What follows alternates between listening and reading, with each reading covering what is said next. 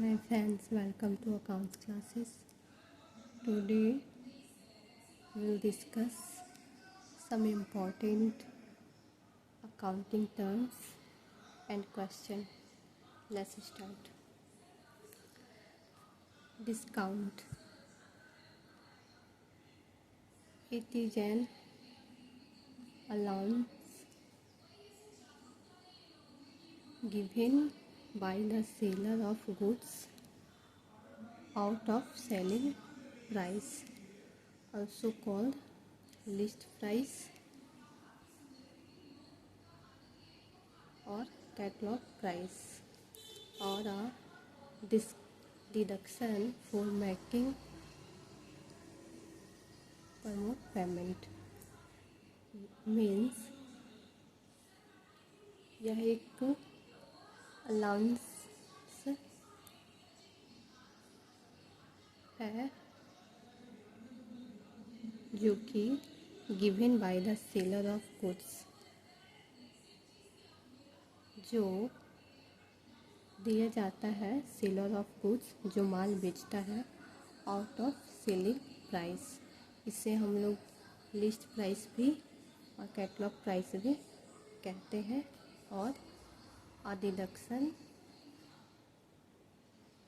For making promote payment, यह एक छूट है. A deduction for making promote payment. Discount is of two types. Discount दो प्रकार का होता है. पहला ट्रेड डिस्काउंट और दूसरा कैश डिस्काउंट. पहला देखते हैं trade discount. This discount is allowed by wholesaler or manufacturer to the retailer at a fixed percentage on the listed price of goods. यह डिस्काउंट दिया जाता है बाय होलसेलर और मैन्युफैक्चरर के द्वारा रिटेलर को at a fix percentage on the listed price of goods. It is allowed when goods are purchased in bulk, जिसे हम लोग लार्ज क्वांटिटी कहते हैं. यह अलाउड किया जाता है जब गुड्स खरीदा जाता है बड़ी क्वांटिटी में, बड़ी मात्रा में. This discount is allowed both on credit as well as cash transaction, since it is related to the purchases and not to the payment. यह डिस्काउंट अलाउड किया जाता है cash, credit as well as cash transaction दोनों पर. हालांकि it is related to the purchases, यह खरीदारी से संबंधित है, and not to the payment, ना कि पेमेंट से. No separate entry is passed for the trade discount. Trade discount के लिए कोई अलग से एंट्री नहीं किया जाता है, as it is deducted from the cash memo और invoice of the goods.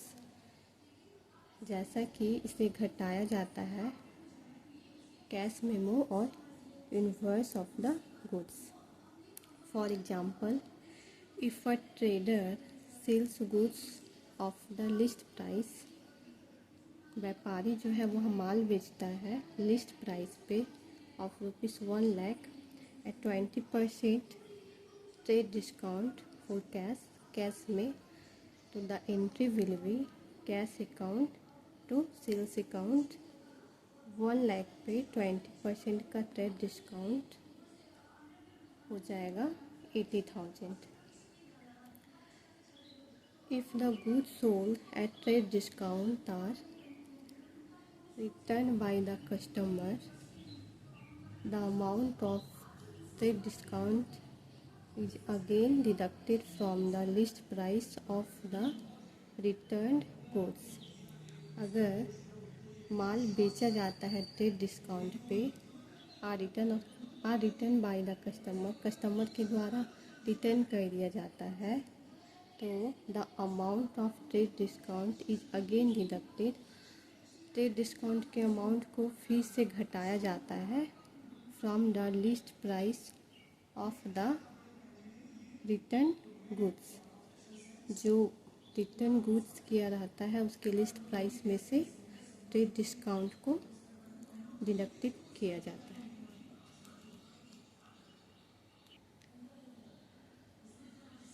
Sometimes a customer is allowed both the discounts, trade discount as well as cash discount। कभी कभी कस्टमर अलाउ करता है बोथ द डिस्काउंट, दोनों discount, trade discount as well as cash discount. In such a case, first, trade discount is to be deducted from the price of the goods, and then cash discount is to be calculated on the balance of the amount। इस case में पहले trade discount को deducted किया जाता है from the price of the goods में से पहले ट्रेड डिस्काउंट को डिडक्टेड किया जाता है। उसके बाद कैश डिस्काउंट कैलकुलेटेड किया जाता है on the balance of the amount. जो बचा हुआ बैलेंस रहता है उससे हम लोग कैश डिस्काउंट कैलकुलेटेड करते हैं।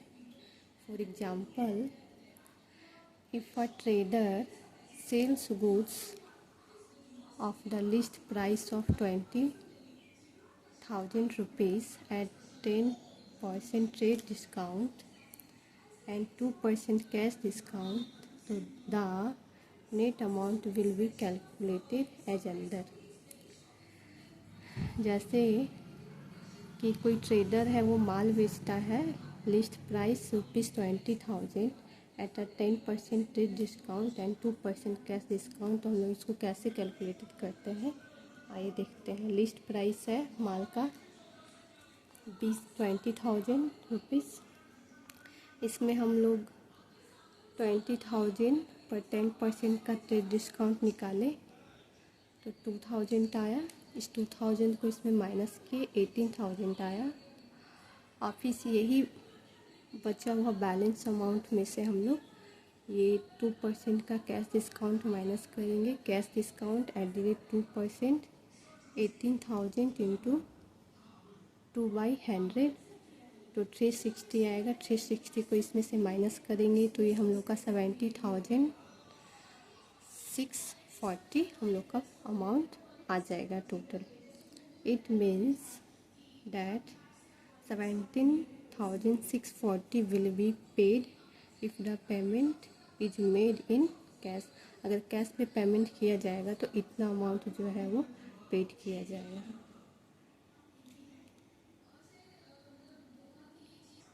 अब नेक्स्ट देखते हैं rebate. It is also a reduction. यह भी एक छूट है in the value of goods sold allowed by the seller. Goods के वैल्यू में जो कि सेलर के द्वारा बेचा जाता है। It is allowed for the region other than for which trade discount and cash discount are allowed। यह अलाउड किया जाता है for the region other than for which जिसके लिए भी ट्रेड डिस्काउंट और कैश डिस्काउंट को अलाउड किया जाता है। जैसे एग्जांपल देखते हैं।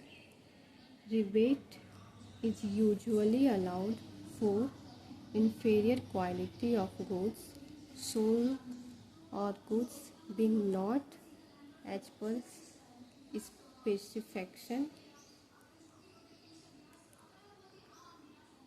रिबेट आमतौर पर उस समय अलाउड किया जाता है जब वो inferior quality of goods sold या गुड्स जैसा आदमी चाहता है उसके अकॉर्डिंग नहीं रहता है। उस सिचुएशन में रिबेट को जो है अलाउड किया जाता है। As such it is different from trade discount and cash discount. यह अलग है trade discount and cash discount से। Trade discount is usually allowed by the seller on higher volume of goods purchased by the purchaser। Trade discount तब आमतौर पर allowed किया जाता है जब seller on higher volume of goods purchase by the purchaser. जब purchaser जो है वो हाई प्राइस पे गुड्स परचेज करता है तब। And cash discount is allowed on prompt payment. Cash discount को पेमेंट प्रमोट करने पर अलाउड किया जाता है। इसका अकाउंटिंग ट्रीटमेंट देख लेते हैं। Usually no separate entry is pass for rebate. Rebate के लिए कोई सेपरेट एंट्री पास नहीं किया जाता है because it reduces the sale value. यह सेल वैल्यू को घटाता है of goods just like trade discount. जैसा कि हमने ट्रेड डिस्काउंट में बताया था उसी तरह।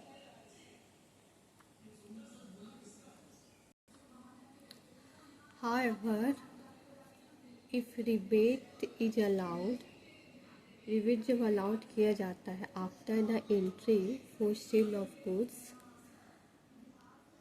सेल ऑफ गुड्स एंट्री के बाद has already been passed, then a separate entry will be required in the books of seller as well as purchaser.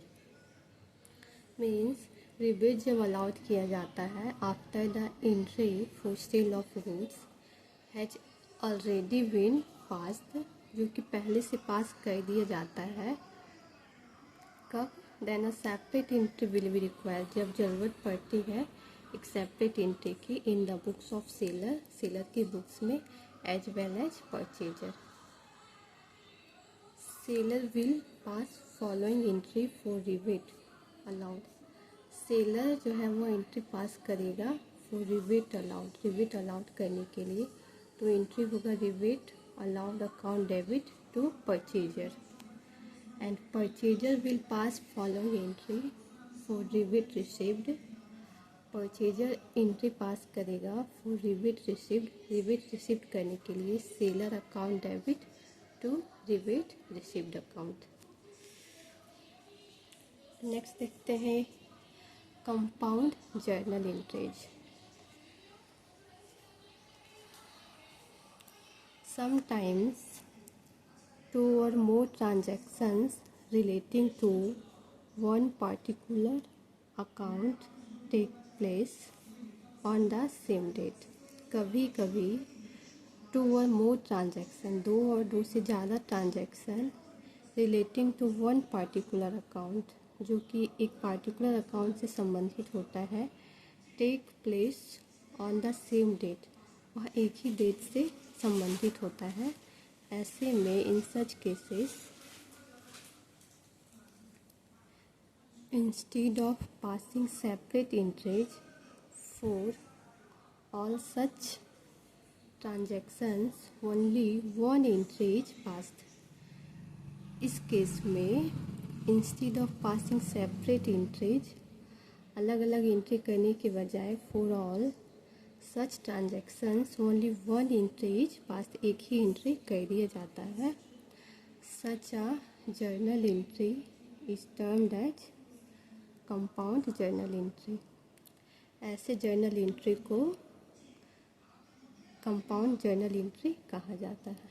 For example, on 31st March ₹50,000 are paid for salaries and ₹20,000 are paid for rent।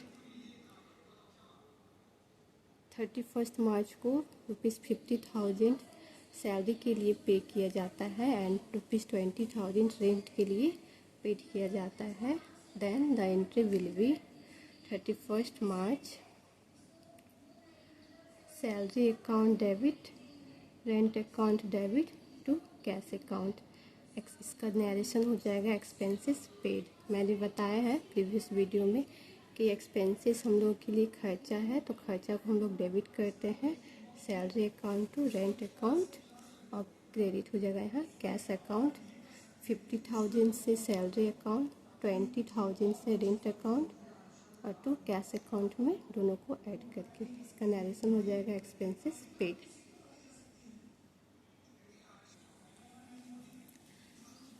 Such entries can be passed in either of the following 3 ways। ऐसे entry को पास किया जाता है इन either of the following 3 ways, 3 तरीके से। First, by debiting one account and crediting 2 or more accounts। एक account को debit करके and crediting 2 or more accounts, और 2 से अधिक अकाउंट को क्रेडिट करके।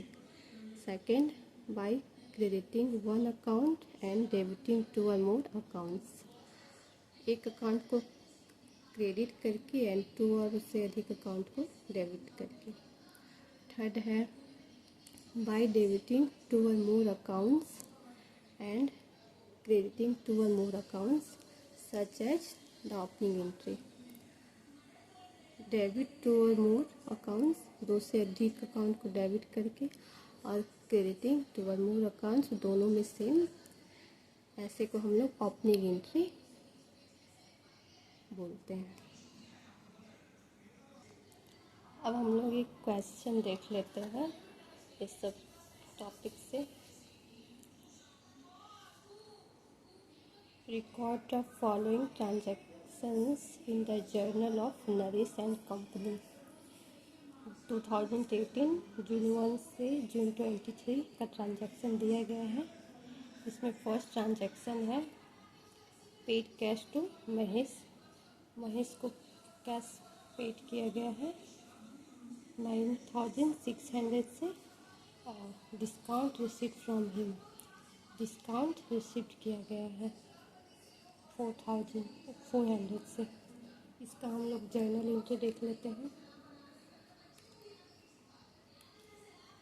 Date, particulars, LF, amount debit and credit, ये फॉर्मेट हो गए। 2018 जून 1 महेश को कैश दिया गया, महेश यहाँ कैश रिसीव किया है Mahesh account to cash account, और डिस्काउंट रिसीव्ड किया है महेश 9,600 और 400 का डिस्काउंट रिसीव्ड किया है। तो डिस्काउंट रिसीव्ड हमारे लिए एक इनकम है, इसलिए इसे यहाँ पे क्रेडिट किया गया है 400 से। इसका नरेशन हो जाएगा cash paid to Mahesh, Mahesh को कैश पेड किया गया है and discount received. Next transaction देखते हैं। June 4 received cash from Arun, Arun से कैश रिसीव किया गया है एंड डिस्काउंट अलाउड तो भी उसे डिस्काउंट दिया गया है 4,900 और 100 का डिस्काउंट अलाउड किया गया है। इसका जर्नल एंट्री देख लेते हैं। जून 4 कैश अकाउंट, अरुण से कैश रिसीव किया गया है, तो कैश बिजनेस में आ रहा है, कैश अकाउंट को हम लोग यहाँ डेबिट करेंगे। डिस्काउंट अलाउड किया गया है, तो डिस्काउंट यहाँ पे डेबिट हो जाएगा क्योंकि यहाँ खर्चा है, इसीलिए 100 से। तो अरुण अकाउंट, अरुण यहाँ गिवर है और इसका एंट्री हो जाएगा cash receive from Arun and discount allowed 100 का डिस्काउंट अलाउड किया है, दोनों को ऐड करके तो अरुण अकाउंट 5,000। नेक्स्ट ट्रांजैक्शन देखते हैं। जून 10 को goods sold to Harish. Harish को माल बेचा गया है 30,000।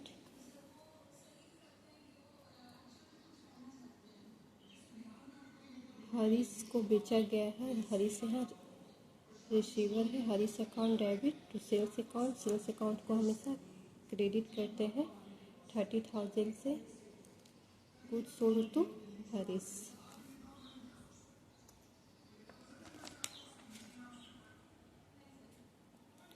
12 जून में हरीश रिटर्न गुड्स। हरीश ने माल रिटर्न कर दिया 2000 का।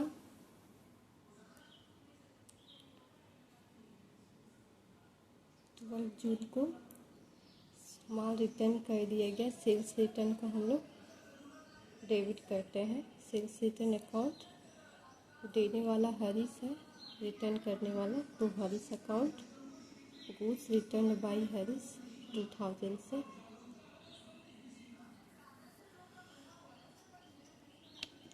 नेक्स्ट ट्रांजैक्शन देखते हैं। जून 14 received cash from Harish 27,500 in full settlement of his account। Harish से कैश रिसीव किया गया है 27,500 in full settlement. Full settlement का मतलब होता है कि मेरे पास इतना ही है, दोनों कस्टमर के बीच बात किया जाता है कि मेरे पास इतना ही अमाउंट है, आप रख लीजिए एक सेटलमेंट पर। जैसे कि यहाँ पे 30,000 का माल जो है हरीश को बेचा गया था, जिसमें से हरीश ने 2000 का माल रिटर्न कर दिया था। तो अब हरीश को 28,000 पे करना था, लेकिन वह सेटलमेंट करके 27,500 पे ही रेडी हुआ। इसका जर्नल एंट्री देखते हैं।